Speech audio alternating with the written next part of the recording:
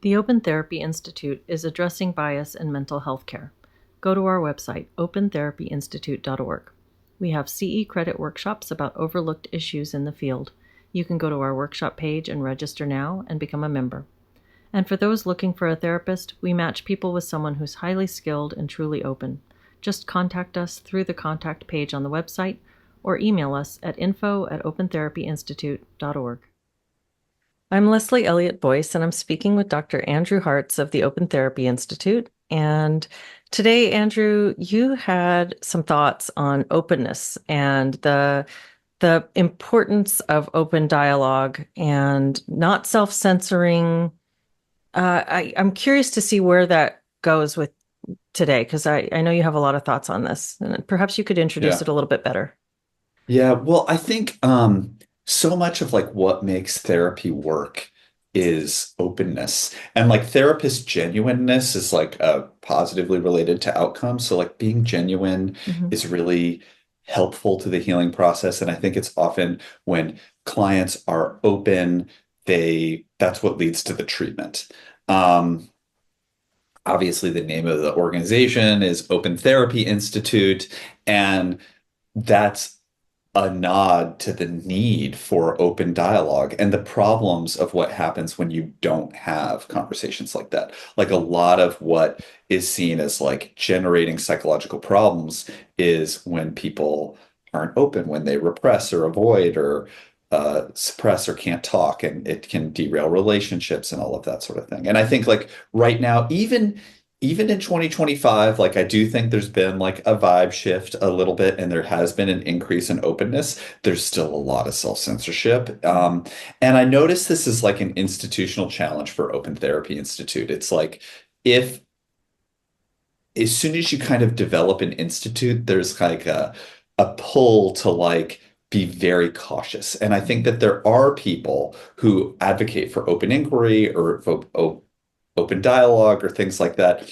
But as soon as they start to advocate for it, they think, I'm advocating for something that's potentially controversial, and I'm going to get attacked if I say one wrong thing. So I have to be hyper vigilant about everything that I say and do.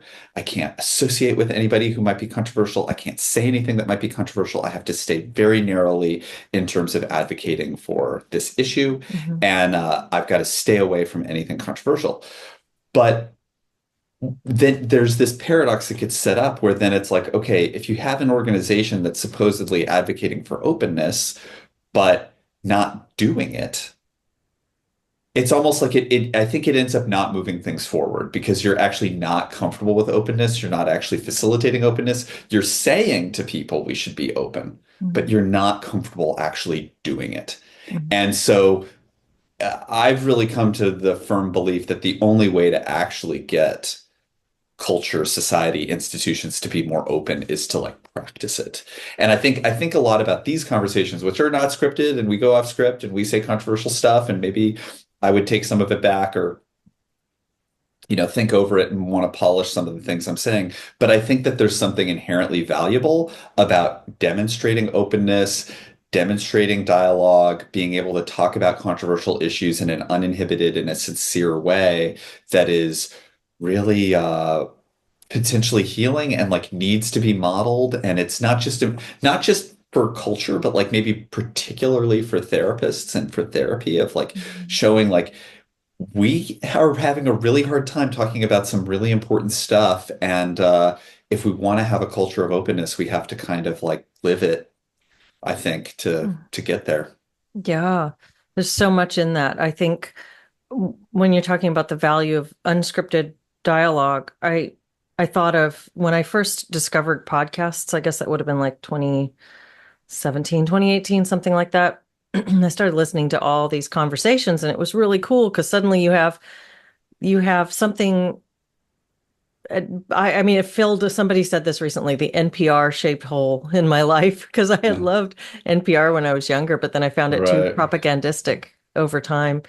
Right. And I remember it was Joe Rogan. He was having dialogues with people, and you could hear him not afraid to admit he didn't know something and to be Mm. genuinely like trying out a thought. And that was really different than even the NPR stuff where you'd hear people talk about things because they kind of came in with their pre-scripted, here's what we're going to ask you in this interview. So everybody knows what they're going to dialogue about. And there was something different with this podcast genre where people were actually having candid conversations. And it opened something up in me too. It made me realize that there's really profound power in that openness and that vulnerability. And I don't mean power in terms of like power over. I mean that it's a powerful tool for learning and for expanding.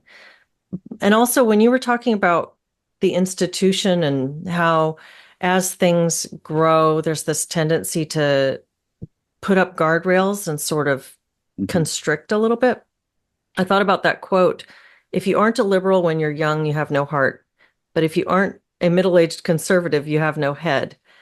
And in terms of the themes, and I wonder what you think about this archetypally or from, maybe a Freudian standpoint, even the themes of progressivism or liberality and conservatism, what those mean in the life cycle of an individual, of a country, of an institution. Mhm. So, an institution, say, beginning, it might begin with, if we use the Open Therapy Institute, there's one person who has a vision.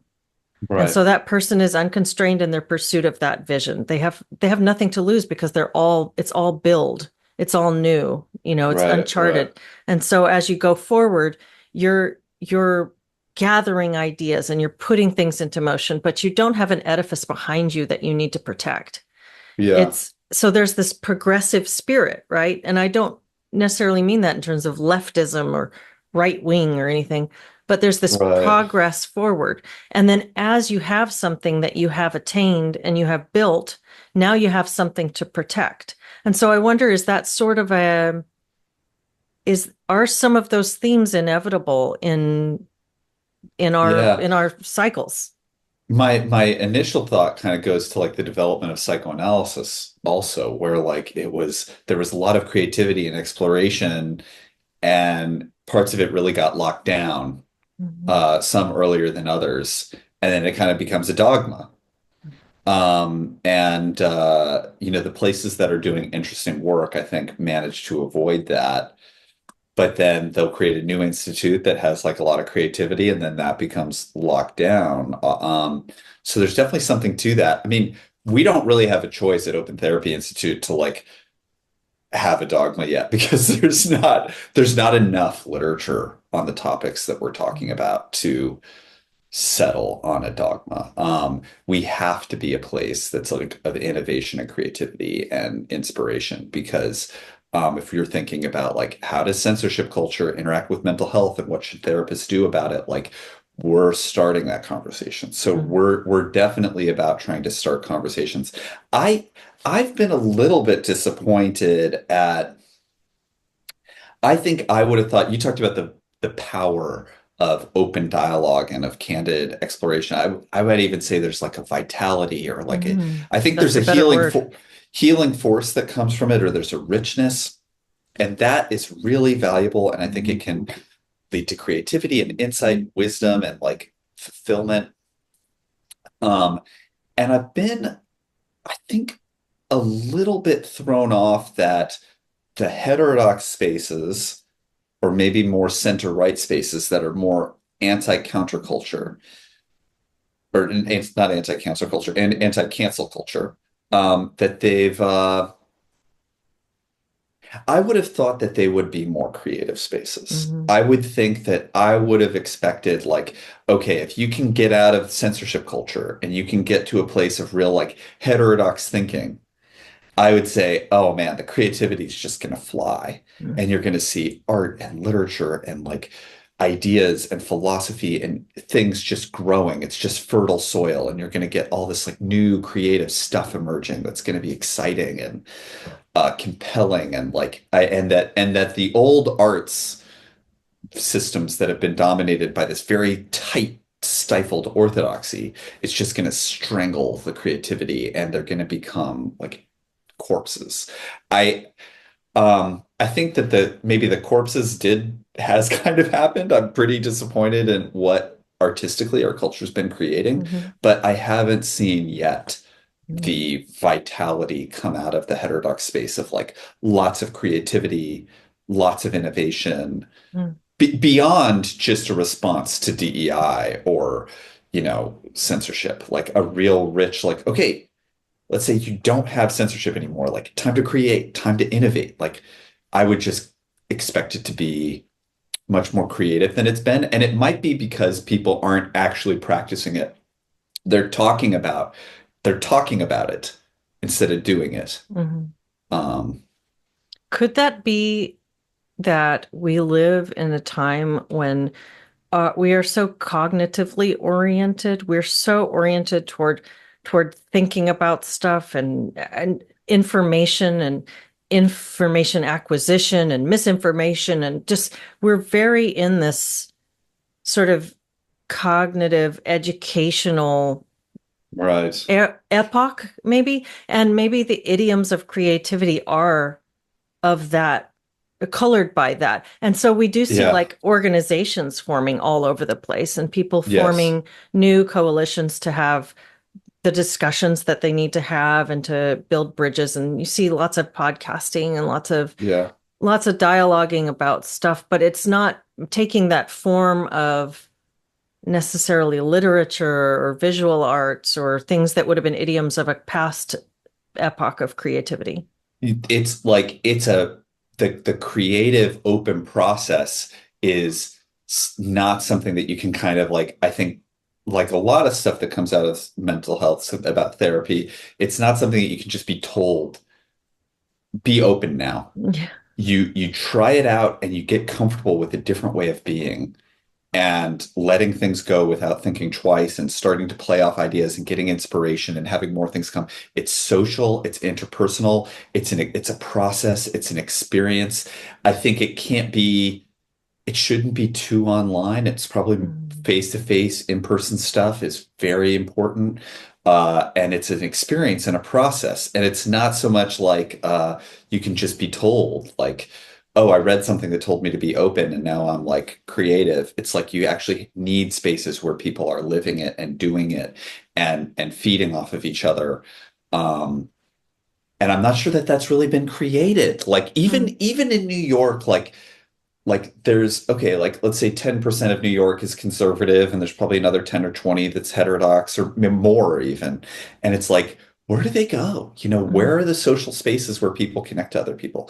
There's some of this for like elite, like if you're like a writer or a journalist who's actually like at a hot national level, like they have social networks, but like regular people like who just Mm. want to like connect to heterodox minded people, where do they go? Like Mm. so I think it's like it's so online. Mhm. And that's why one thing that I don't understand also related to this is why there isn't more of a real hunger for these spaces, like for institutions and communities and real places where people can be heterodox and creative. Like let's say it's 10% of it Mhm. doesn't have to be a ton of people who are interested in this for it to, and if it's 10%, that is a ton of people. So it's Mm. just like you'd think that they'd say, well, boy, wouldn't it be great if there was a ways to actually live this instead of I get the sense that it's a lot of people who are mostly self-censored, maybe accept their internet life, and it's not really getting into the brick and mortar world. And maybe Mm. it's not really being practiced because I'm not uh because I would have I mean, or maybe my theory is wrong, but I would have expected it to be more of an engine for Mm. innovation. And yeah. Well, that's very exciting when you talk about it. I find it very exciting to think about. And I know I've done some outreach to try to develop in-person connections in this area and had great success in Western Washington getting people together. I do think people want that. I think that it's just hard to connect people. And maybe this is a field of dreams moment where if you build it, they will come and you could Yeah. develop these things. But um, I had someone said to me recently, it was a client who said um, that she thinks the real division coming soon or developing right now in America isn't so much left versus right as online versus in reality. And I heard somebody else say this. I'm just observing this and trying to think about what I think about it because I have this really uneasy relationship with internet social media spaces and the whole concept of that and what it's doing because it's certainly doing some things that are positive, but it's also doing a whole lot of things that seem very negative. And Mhm. I heard someone say the other day, the internet is a game you play on your phone. And I thought, how interesting, because so many people's lives Right. are wrapped up in that game and those ideas. And yet we are obviously all going online so much more than we used to and buying into the thoughts and the discourses that we're finding there. And we are missing that sort of that vibrant in-person gathering that you're speaking about, like the places where people actually do come together. Right. And I think and it's yeah, and we're I don't understand because to me the online stuff I don't get any nourishment from it. Hmm. I mean, I guess I get some from like talking to you or something and we're on Zoom, Hmm. you know. But I don't this is like a fraction of what I would get having this conversation in person. Totally. And Totally. but like watching a podcast, which I do, and I like podcasts, and I like, yeah, I watch Hmm. podcasts a lot.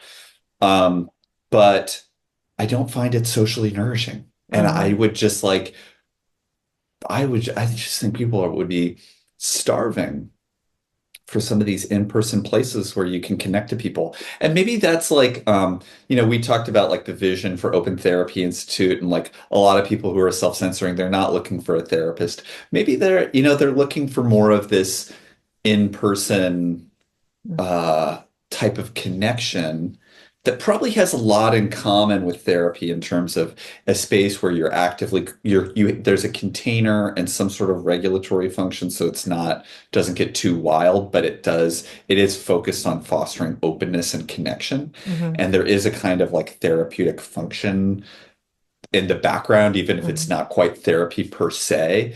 Uh, and it's like people don't want to do a group or something, but they would want a kind of in-person experience that had this kind of framing to it. Um, but I don't know. I hope it's a Field of Dreams thing and we build it and people want to come out, but I don't know. It's a Yeah. Well, on the idea of openness and how there's this need to put up rigidity or guardrails around dialogue that you find when you use the Open Therapy Institute as an example for that. But I think we find it in so many ways. That sort of self-censorship is exactly what got us into these conversations in the first place with the social justice culture, sort of some of the mainstream forms of thought censorship. And it does seem like there's a pattern that plays out. Like that pattern became a chokehold on a lot of people. And that's how the so-called heterodox spaces take started to grow because people who were recognizing how stifling it was and how harmful it was to have to censor yourself or to have to outright lie about what your thoughts are just in order to get along in a place needed an outlet, needed a way to express some of the things. And so it's very interesting to note that as those right. communities grow and develop, those same forces bubble up within them. And it just seems like it's this repeating human pattern, regardless of the substance that underlies it. It's this process. Well, there's one process, and maybe this is a normal part of institutions, but I think there's one thing that is very challenging about the current moment, and that OTI is like really, I think, at the center of this like very tricky dynamic. related to self-censorship, which is, and it has to do with splitting. It has to do with when, like, the social justice one side of the dialectic takes over every institution. What's missing is the other side of the dialectic. Just speaking in extremely abstract terms. So the other side is missing. Now, how do you get to a balanced place? You have to first say, what's the other side of the dialectic? Every DBT therapist is going to say that a lot. And there is, what's the other side of the dialectic? That's a step. You get the other side of the dialectic out, and then you can think about integrating it into something that's more balanced. But you have to have that step. Mhm. The problem is at a large social scale, if you're highlighting the other side of the dialectic, there's going to be a very strong reaction of, see, you're just on the other side. You're just the opposite of them. So you're the same as them. And a kind of like, so it's very hard to fix this problem Mhm. because you have to do this kind of two-step of like the other side of the dialectic, but then kind of integrating it with something Mhm. that's more balanced. Um, and so it's really, really dangerous, but you can't get there you can't skip that step. I see a lot of people who want to say, let's be balanced, but they're uncomfortable highlighting the other side of the dialectic. They don't make progress. Mhm.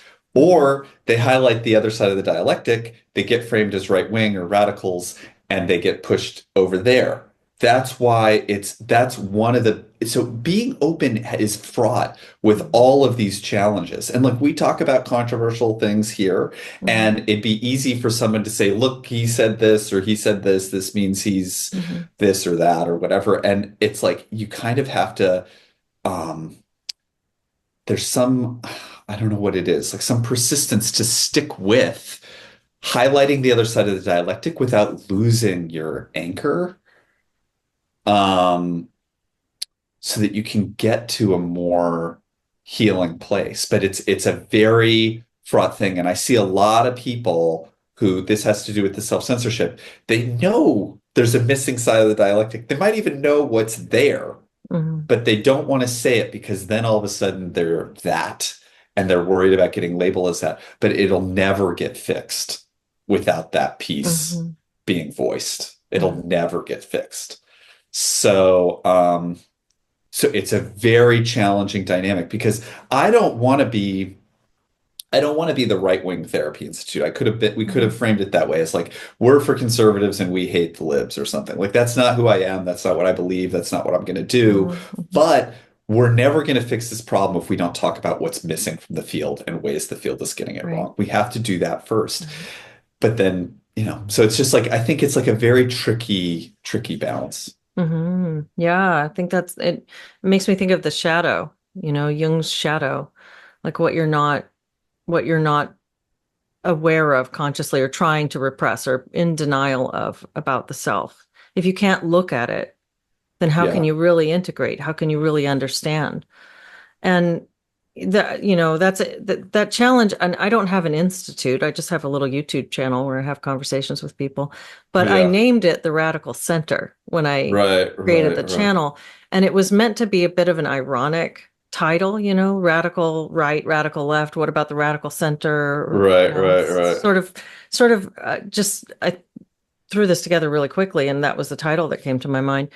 But I've had people who have uh, more recently been asking me to please criticize Trump because you're not doing enough of that. You criticize left-wing policy a lot, but you're not criticizing Trump. And Right. that's really interesting to me because there's so much to say about that. And I'm not sure if, this is the conversation for us to get into that, but I'm Right. thinking about that because I am someone who was oriented more towards what we would think of as the left.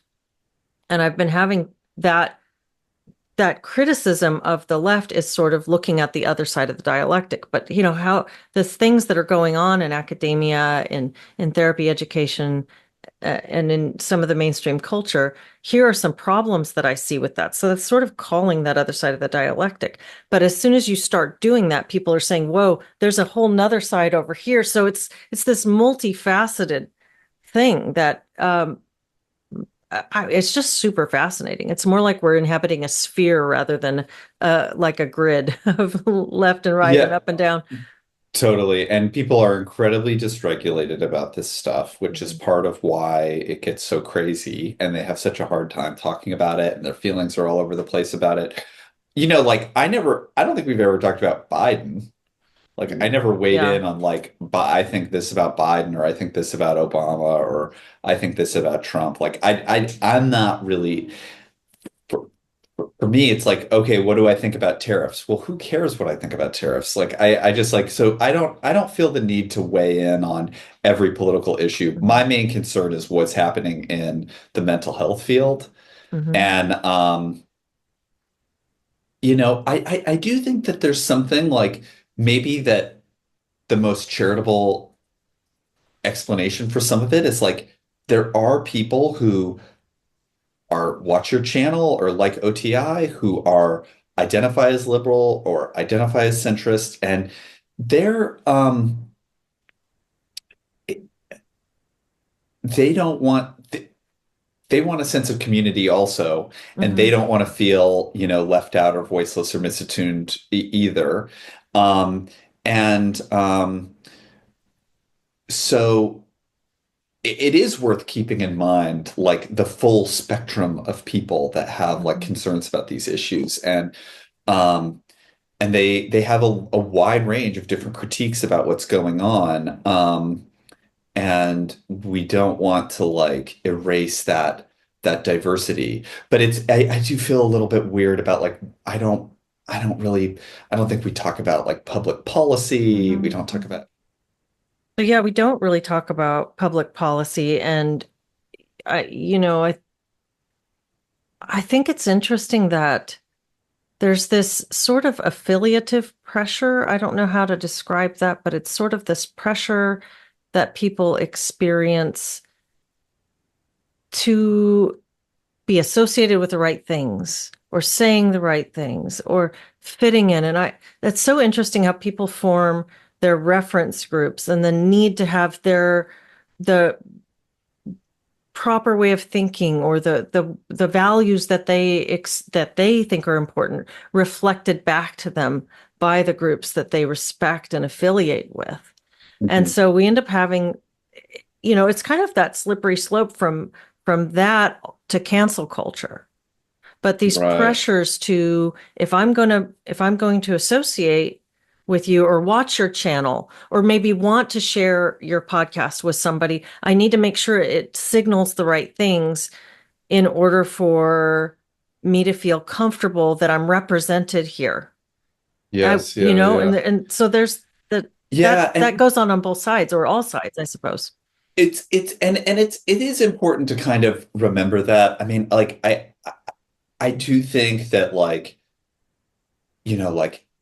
there are therapists that are on the right. I mean, this happened when I was on Dr. Phil. Like there are therapists that are on the right that I think cross lines, and that can happen. I don't know that that it happens just as much on the right as it does on the left because it does seem like some of the line crossing on the left is actually taught in training programs in a way that I haven't seen on the other side. Mhm. But even if they were happening at the same rate that 10% of therapists are conservative or not and so it would be happening a lot less and it would be less of a systemic problem but like it would still be wrong and to the extent that that is happening like I oppose that like I don't think it's acceptable to say you're conservative and you're working with a liberal patient and you yell at them about that or something or Mhm. try to proselytize about politics but I don't really see that as a the major crisis in the field right now. Um, and as problematic as it would be. I'm hesitant to frame it as they're both of equal concern. Like because the professional organizations, the academic programs, the training programs the overwhelming majority of therapists, it's on one side. It's just not even close to equivalent. And but like I think there's like they need to hear that I think there are some people who need to hear like yes, you can go too far on the right. Of Hmm. course Hmm. you could, and you could do all kinds of unethical things as like a right-wing therapist that's you could do and everything that you could do on the left you could do the other way. Hmm. And there's a lot of therapists in the country. There's very well people who are probably doing that somewhere. And but it doesn't strike me as the number one concern. And I worry about, I think part of my hesitancy, maybe it's like a good practice to like all acknowledge that more regularly, and maybe I should do that.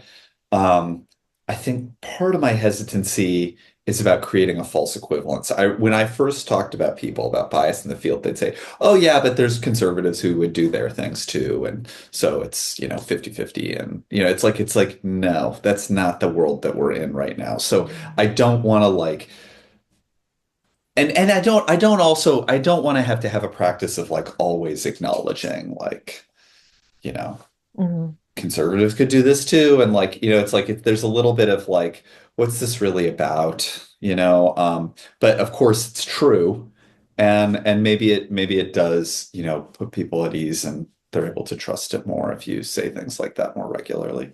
Hmm. Yeah, I think that is helpful maybe to acknowledge some of that, but it's interesting, like if we say that the cancel culture or the bias is a left-wing problem or a liberal problem, that's kind of like saying that racism is a white problem. I mean, it's sort of Right, it right, misses that there's form and substance, there's process and right, content, and both right. are all positions are capable of taking on these same processes in order to promote and bias their perspectives.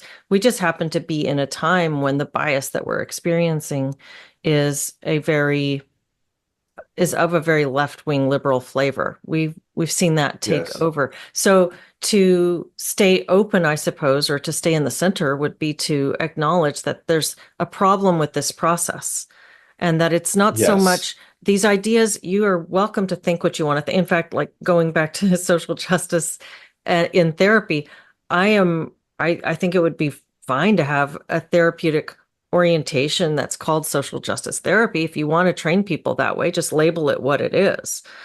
Well, it I would needs to be argue against it. evidence-based. It Yeah. needs to be evidence-based. And I'm not, Mhm. you need to, I think if you're going to bill insurance for mental health treatment, you need to have an evidence base for it. But Right. if Well, that's I would included in this argue, framework, yeah, but it wouldn't be that it's not so much. I wouldn't have gone on a 2 year long, 2+ year rant about how awful it right, is. right, It's because it became authoritarian. It became right, right, right. monopolistic. And so if something on the other side were like that too, I mean, if you can give me like some right wing talking point that would take things too far and make that authoritarian, make that monopolistic, I would have a problem with that too. It's the process that's being of restricting, of closing, and of kind of gatekeeping the way that Hmm. people think. Yeah. Well, and I think like just going back to like how to respond to that, like Hmm. I I really didn't just not to harp on OTI the whole episode, but I really didn't want to have an institute where we're like, okay, 50-50 liberal conservative in our Hmm. journal. So we have 12, we get to do 2 issues a year with 12 articles. 6 of them will be from a social justice perspective, which is already an oversaturated in the field, but we'll reproduce half of every article, half of all of our workshops, half of our articles will reproduce in arguments that are already oversaturated everywhere. Right. And then for the conservative argument, there'll be these very safe, moderate arguments that therapists should be non-political. Hmm.